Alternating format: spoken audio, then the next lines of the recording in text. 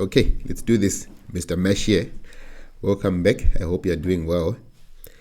In this section, we're going to focus on due diligence in special situation investments, as well as risk and return in the context of strategic asset allocation. So let's get right into this. The due diligence for special situation investments is going to be market, industry, and issuer specific. You will see that this is similar to the due diligence we've been doing in other private investments.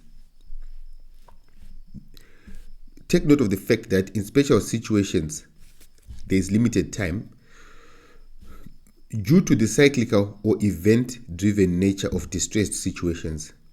There's an issue of time and there's an issue of timing. If you have to go through bankruptcy or if there's a distressed situation, it has to be dealt with in a timeous manner. So there's limited time. Priority screening. In terms of priority screening, the GP is going to evaluate issuer ratings, company size, market prices, leverage ratios, for instance, the debt to EBITDA, and these will assist in narrowing the investor focus on fewer targets whose debt is currently priced lower than expected based on observed financial ratios. So this prior screening takes into account a couple of factors, most of which would be dependent on financial statement analysis. Statistics, credit analysis models. You have your structural models. Remember, these structural models are based on the capital structure of a firm, like your Merton model. Your Merton model is one which depends on the structure of the company, the equity of the company, which is modeled as the asset minus the debt. But these are going to be modeled as the same way you model a call option, which means you put the probability of default here, and here you are going to discount this with the risk-free rate and the probability here. Okay, so that's the Merton model, structural models based on the capital structure of a firm. Reduced form models would include things like the Z-score, and these are based on observed financial ratios. You recall that the Z-score is used to determine whether or not a firm is going to be bankrupt. What is the probability that the firm is going to be solvent and continue, or is going to be bankrupt?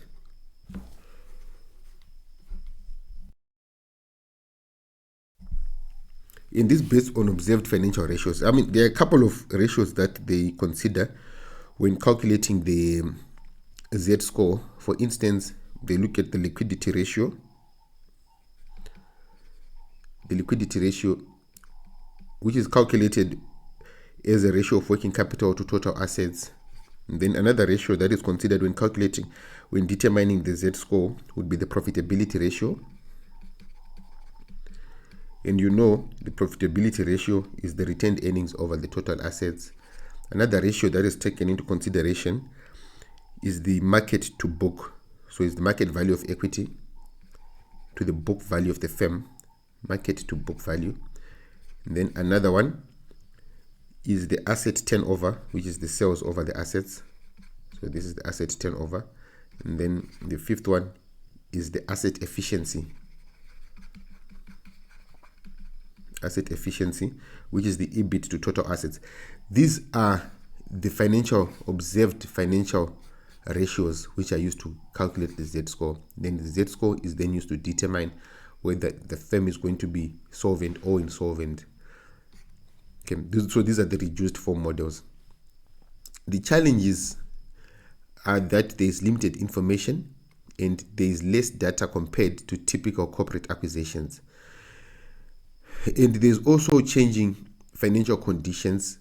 Remember, the special situations are going to be event-driven, and usually these are for companies that are in distress. So because of that, we are going to face specific events and confidentiality constraints, and also there's a restriction there's restricted access to non-public information, because anything can happen in terms of this. If you have non-public information, and then you could violate one of the standards where you get access to this non-public information, and then you use it. And if it's material, then you're in violation of the standard. I think it's on the integrity of capital markets. Okay, and then some additional considerations: liquidation scenarios. So it looks at the worst case analysis in bankruptcy. You do a scenario analysis and determine what is the worst case. Then legal due diligence. This is very important for special investment situations. This is very, very important. So a GP must have an understanding of the legal processes that are involved with distressed special situations, especially when it comes to bankruptcy and other legal processes that you might have to go through. So you identify structural or financial restrictions and voidable preferences.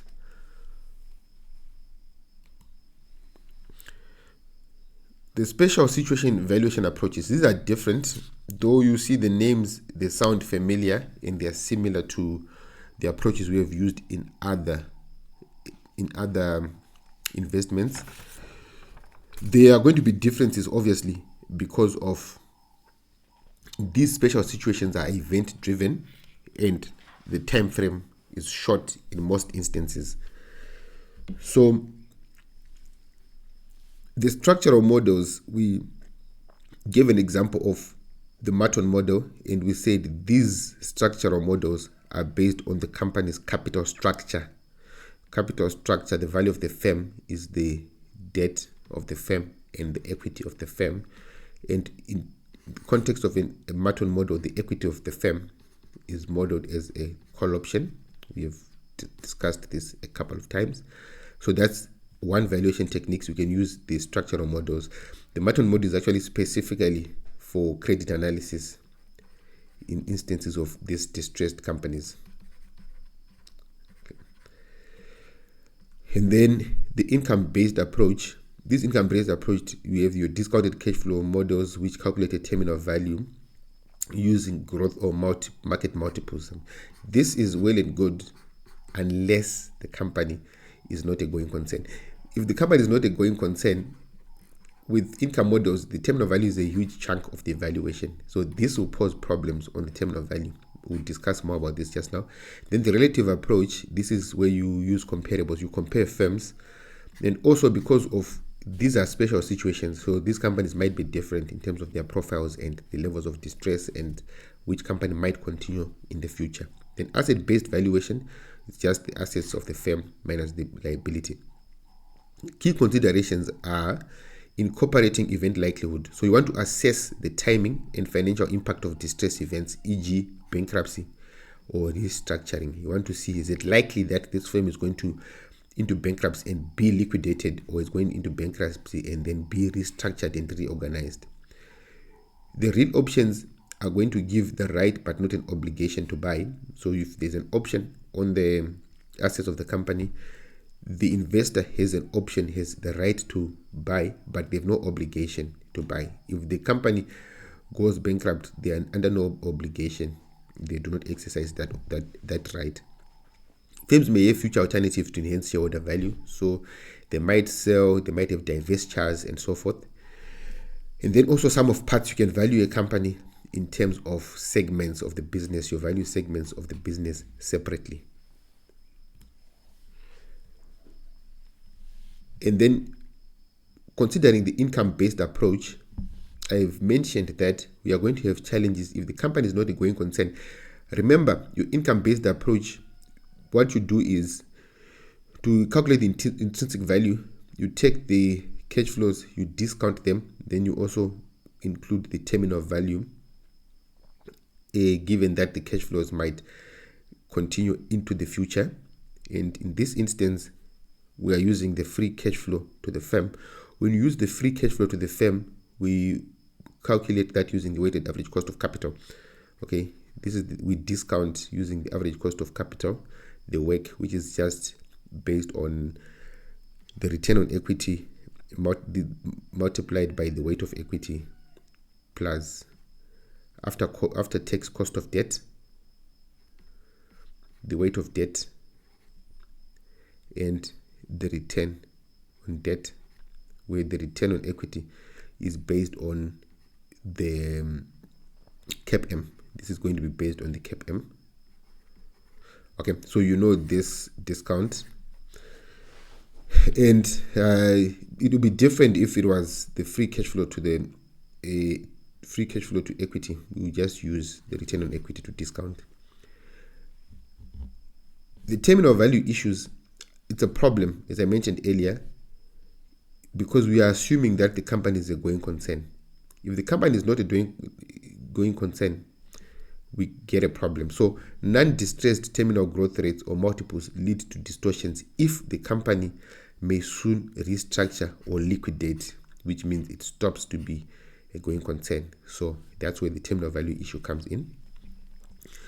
Also, the denominator issues here, remember the denominator issue is the discounting factor, and then these discounting rates, they become complex due to debt illiquidity and intrinsic capital structures. So the capital structures might become complicated and the debt might be illiquid. There is debt illiquidity. So distressed debt yields don't reflect expected returns as bonds trade at a steep discount to par. So for distressed issuers, this might actually be much higher than what is predicted by the model, because these bonds are going to be trading at a higher discount to par. So these are not a reflection of the expected returns. Okay, this might actually be underestimated.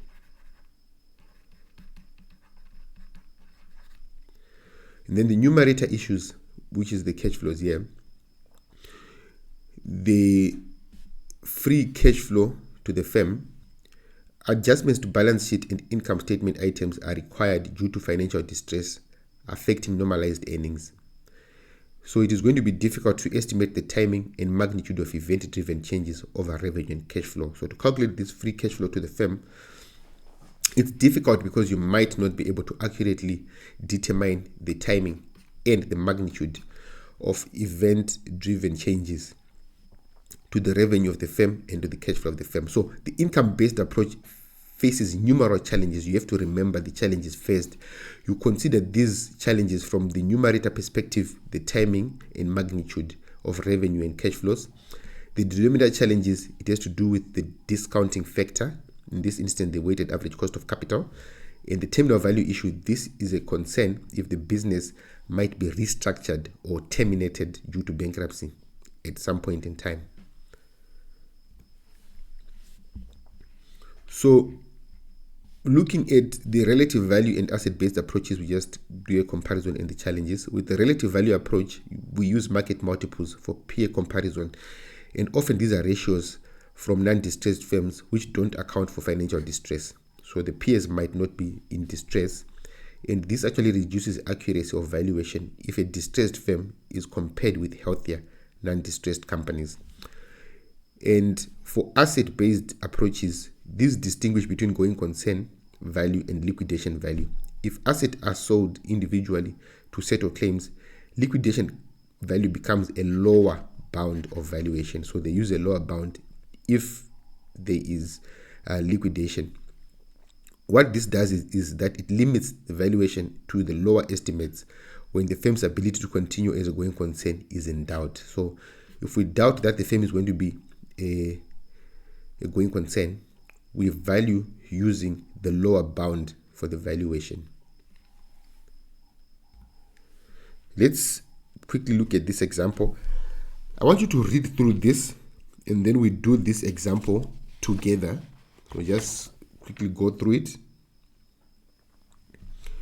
Calculate the expected recovery of Modville outstanding debt by tranche under the liquidation scenario if the analyst assumes that assets are sold for 60% of year 3 book value. So we are going to look at year 3 book value.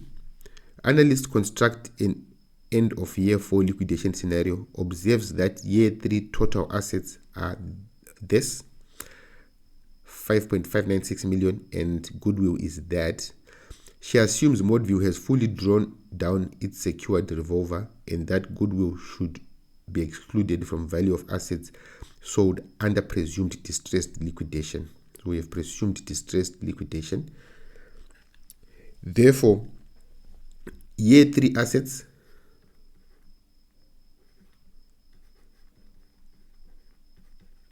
minus the goodwill is going to be this amount, 5596 minus the goodwill 1258, which is equal to 4338. And we are told that the analyst assumes that assets are sold for 60% of their year 3. So the value at which the assets are sold, which are the liquidation proceeds, the money we get when we liquidate, 60%.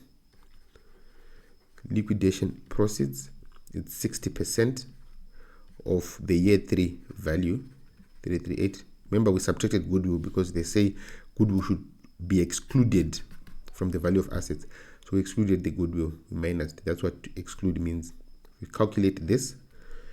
We then get the liquidation proceeds equal to 2602.8 million, which is basically 2 billion. Okay. Let's see the total debt outstanding.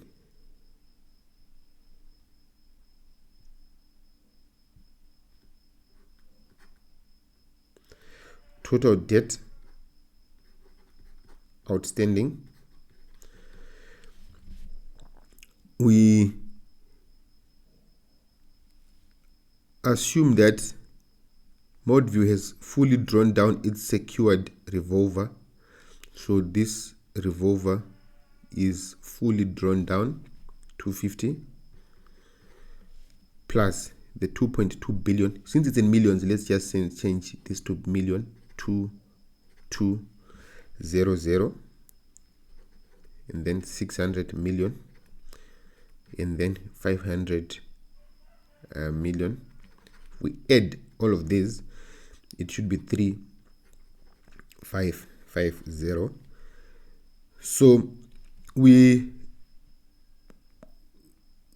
take this debt in terms of the priority, right? In terms of priority, we can first take the secured revolver and the senior secured. If we add with priority of claims, the secured revolver, it's 250. The senior, it's 2200. If we add these two, we are going to get 2450. We are almost reaching the liquidation proceeds, right? So what we do is we can subtract to see how much money is left after we have paid our senior debt holders. Left is equals to 2602.8 minus 2450. If we subtract these two, we are going to get a 152.8.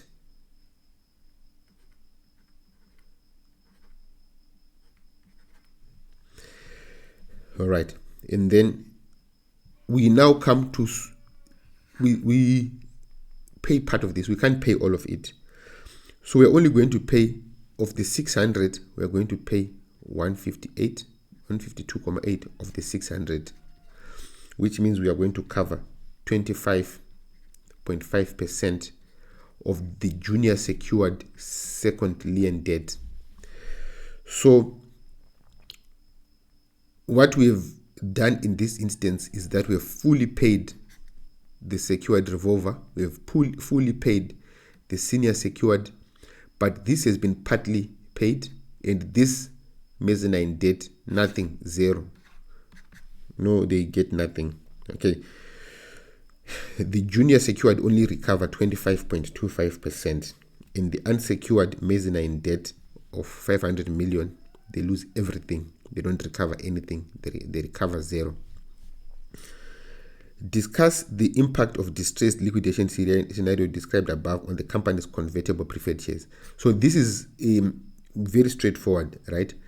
The company's convertible preferred shares, these are only paid once the debt holders have been paid.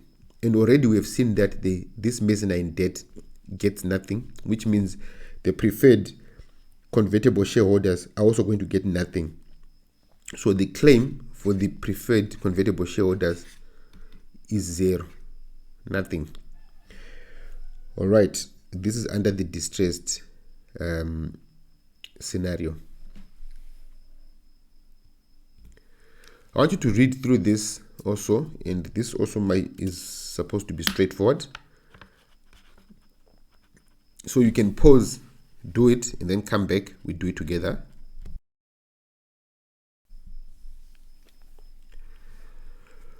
We have EBITDA, the normalized EBITDA of 750. Your EV to EBITDA is equal to 6 times, right? Which means your EV is going to be 6 times the EBITDA, which is given as 750 here. And the company is able to reach this normalized EV to EBITDA in 2 years. So we have a time frame of 2 years. So after 2 years, the company value is 6 times 750, which is equals to 4500, which is the enterprise value. And remember, this isn't in 2 years time. To then calculate the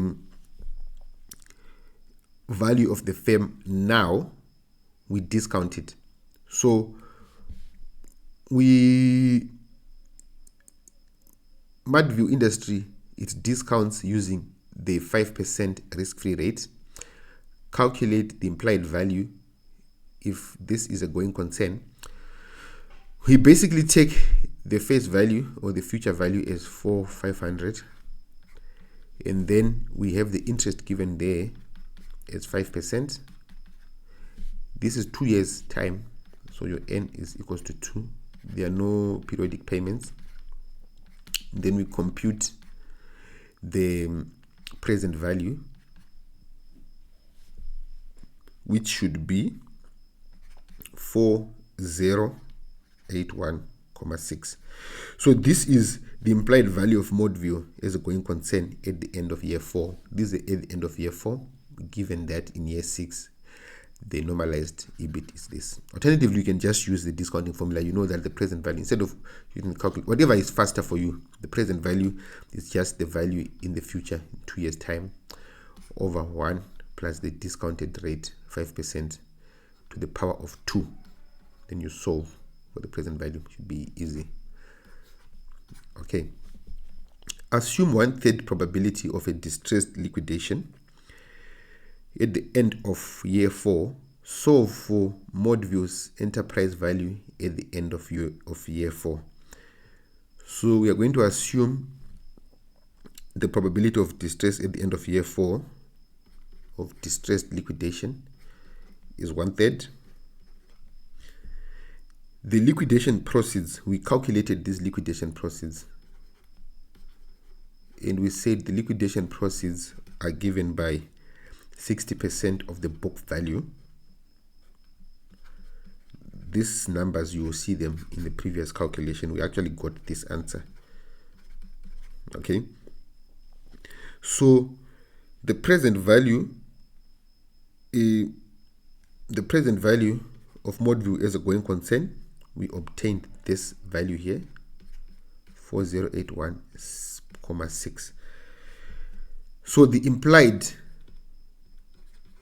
enterprise value would then be equal to, we assume 1/3 probability of distressed liquidation. So there's a 1/3 chance that the liquidation is going to be distressed, which we had a value of distressed proceeds 26028 then this is the going concern value. If distress is 1/3, the going concern is 2/3. 4081,6. If we add these two, we are adding these two. This plus this, we must get, with the probability of distress of 1/3, the value, the implied enterprise value should therefore be 3588,6. Okay, so that's the solution there. I hope you managed to do this. It's like calculating the expected value. You know, the formula for the expected value is just, when you ever calculate the expected value, it's just always going to be the probability multiplied by the outcome plus 1 minus the probability multiplied by the other outcome. So this is a formula that you should know, obviously, for expected values. All right, let's proceed and look at this question here. I want you to read through this question. I'm just going to give you like a general overview, a high level explanation. So read through the questions and let's quickly discuss them. I won't say much. We want to contrast the due diligence on distressed debt investments of hedge funds and those who want to restructure. Those who want to restructure, they will obviously take a long-term view, but hedge fund strategies usually take a short-term view, because hedge funds, they are usually focused on event-driven strategies. So they look at short-term strategy, right? And this is based on public information.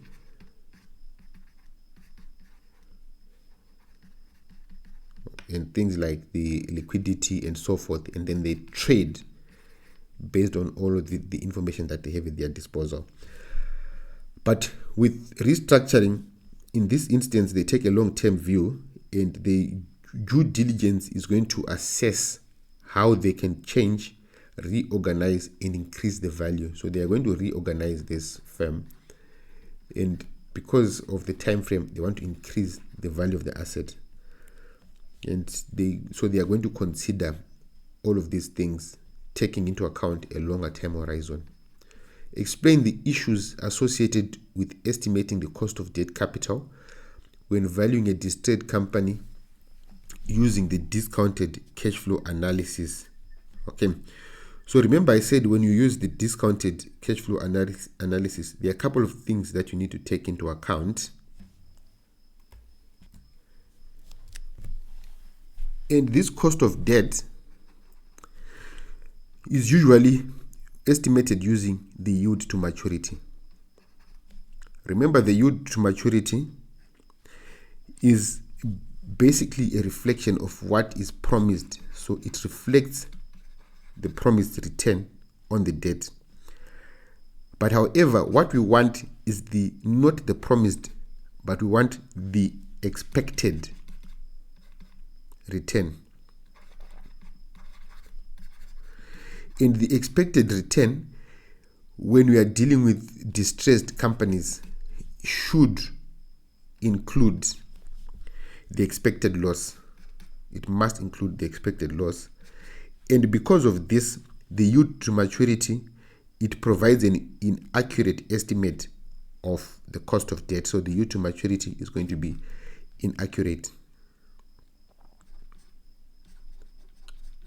And then the third one, discuss the potential for using each of the three standard approaches to company valuation of distressed companies.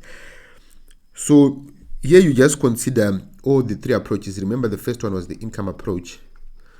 And with the income approach, we calculated the intrinsic value of a firm by looking at the sum of the cash flows.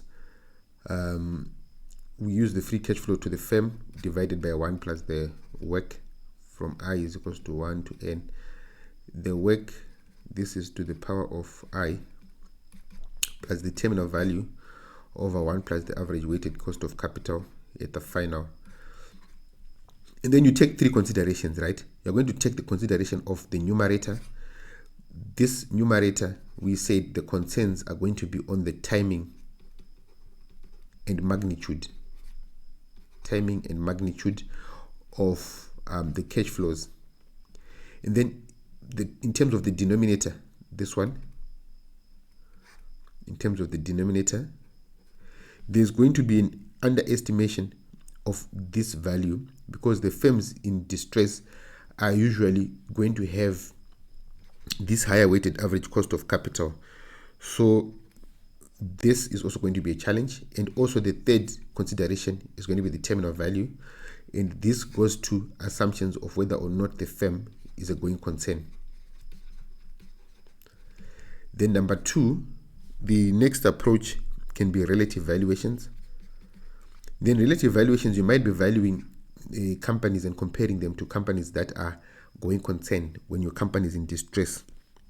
So with relative valuation, this is the valuation approach which considers comparables, okay? And you might have complications on what is a peer group. This might not be as black and white as it seems. And also non-distressed peer groups may not be suitable because the terminal values for non-distressed, they are going concerns, unlike these ones which are in distress, which are not going concerns. Okay. However, controlling for the near-term effects of distress may complicate the use of comparables. The third one is the asset-based valuation, where we just say asset minus liabilities. And with the asset-based valuations, you want to determine the market value of the company under the assumption that the company is going to continue operations. So again, there is the issue of the going concern. And remember, we are looking at distressed companies here. The distressed companies, they are likely to liquidate. And then if we assume liquidation, then we can actually get a rough estimate of the value of the assets of a company. All right. Which means that with that assumption of liquidation, asset-based valuation is more appropriate where a company has a high rate that it will continue into the future. So the asset-based valuations might be proper because you look at, if you consider the company to be a going concern. However, if we assume liquidation, we are going to take the lower bound of the assets that are going to be liquidated. We consider the lower bound. All right. So let's wrap this up with the risk and return in the context of strategic asset allocation. First, let's compare the other forms of private debt and special situations.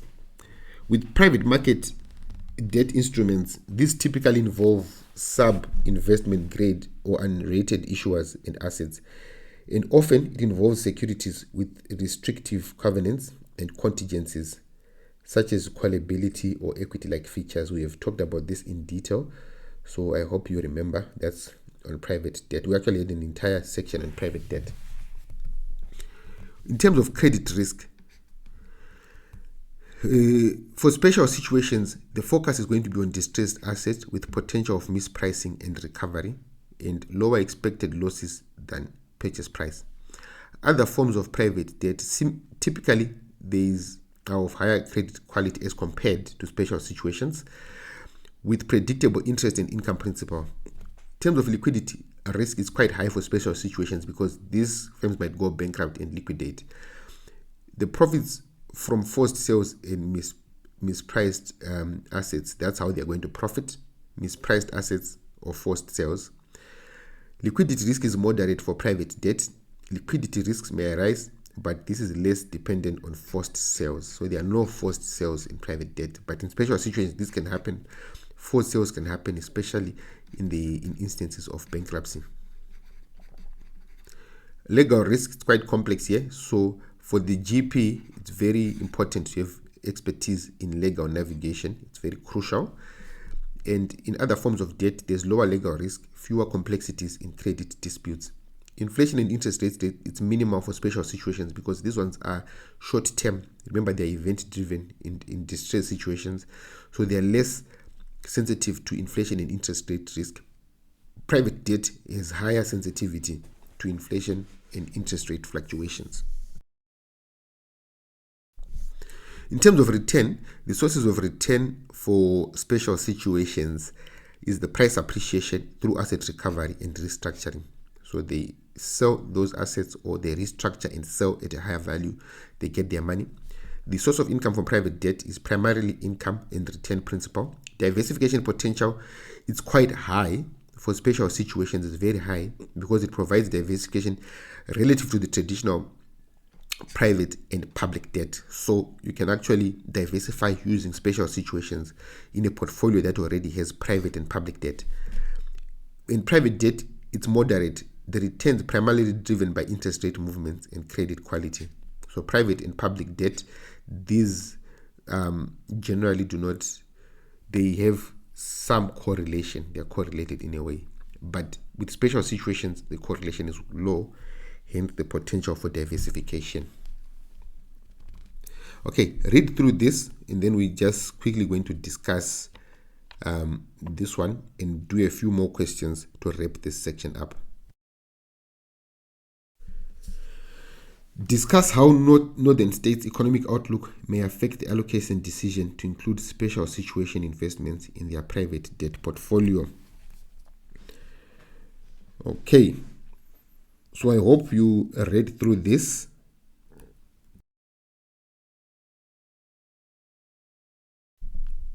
Okay, I hope you managed to attempt, but you see here that the economic outlook has recently changed to incorporate increasing probability of financial distress in several global industry sectors. So because of this distress, what Northern States is going to expect is that they are going to have lower returns for some of their portfolios, especially in these debt portfolios. These portfolios, they might expect these returns to go down as the credit quality also goes down.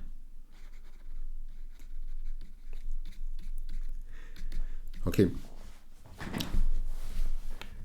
Because of this, the head of alternative investments has been asked to lead the discussion regarding investment in Bywater special investments. So the special situation investments, they might actually provide diversification benefits. Because remember, the special situations have a low correlation with other debt, whether it's private debt or public debt. There is a low correlation, so they can diversify their portfolio. And if they diversify their portfolio by actually allocating into special situations, they might mitigate their losses from this decline in credit quality and be able to get a sort of a buffer. Okay, so they're going to augment their returns in private debt portfolio over time. All right, excuse me. That's just the high level explanation here. Diversification is going to benefit them because special situations have a low correlation with the debt portfolios, and hence diversifying might increase their returns. Because of distress, this quality of these debts might go down, hence they need a plan to mitigate against that potential risk. Read through these questions, and again I'll just give high level explanations on this to wrap this up.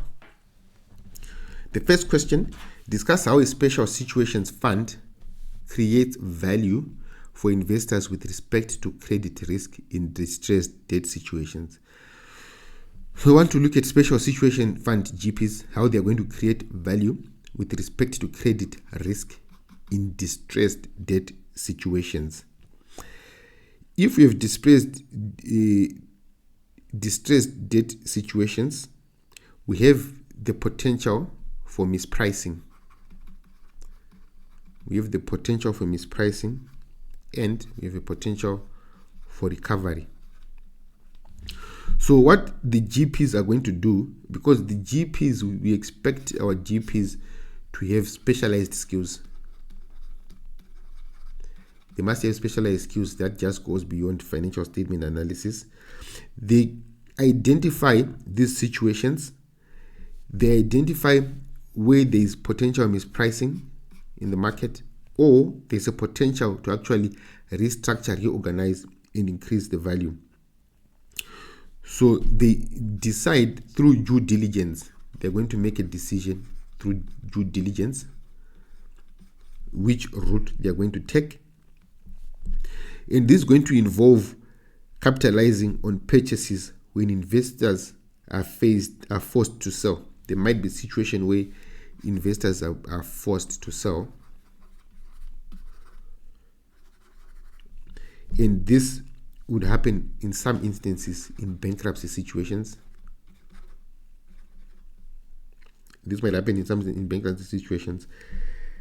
And once they are forced to sell, it lowers the expected losses for these GPs. And these lowered expected losses must reflect the lower default rates or higher recovery rates. So you must have low default rates or high recovery rates in the event that there is a default, or in the event of a credit event that is expected in the restructuring process. So that's a high-level explanation there. Discuss why a pension plan's due diligence process on distressed debt fund manager should include a thorough review of the fund's ability to address legal risks of potential investments. So think about this, attempt it. The explanation is quite similar to this one, because with a pension fund, in any fund, the due diligence process is important, because when you do your due diligence, you are going to now identify where you can add value in instances of mispricing and recovery. So the GP must have the ability to address legal risks or potential investments, which requires high level of expertise. So you need legal expertise here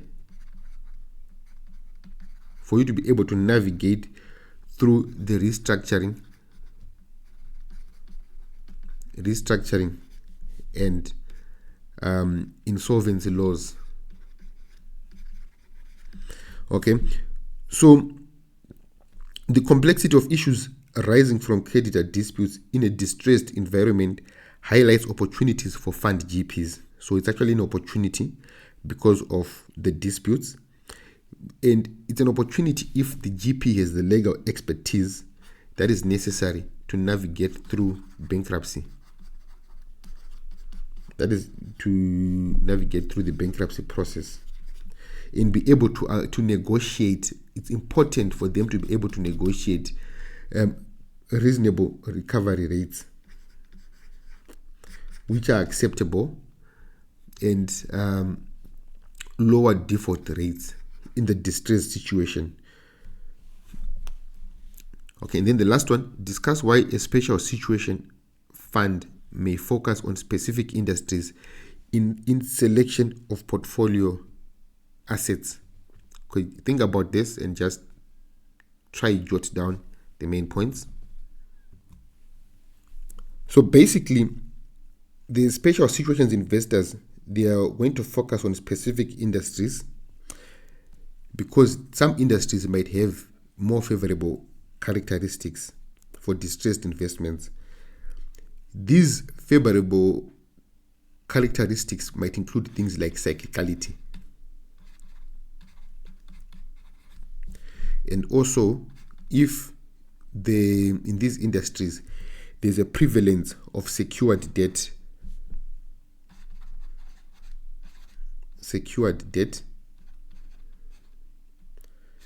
which is used to finance fixed assets. You will find that a firm that faces volatile cash flows during economic downturns might actually provide an attractive opportunity for GPs in the case that they've been forced to sell. So if they are forced to sell their assets, debt or equity, this provides an opportunity. And you're also going to find that the industries that have very complex debt profiles are also going to provide an opportunity with people with expertise. So it's important that the GPs have this particular expertise, because some of these complex debt profiles, they include covenants. Okay, these covenants, which can either be financial restrictions, your maintenance covenants, and so forth. Okay, and other contingencies. These are an advantage for an investor that is willing to invest if they have this expertise, where they can understand the valuation, the liquidity, the legal environments which are likely to occur in a specific industry. So focusing on specific industries sort of narrows down the expertise, and you have someone who understands that industry, who understands the covenants, who understands the legalities, and what should happen when the firms have been forced to sell and they benefit from said buying low, and then they can sell high if they can manage to restructure. Okay, so that's also a high level explanation there. I hope this makes sense. For now, let's end here. It's important to learn, practice, and improve. Mr. Mash is done. Enjoy private special situation investments. Cheers.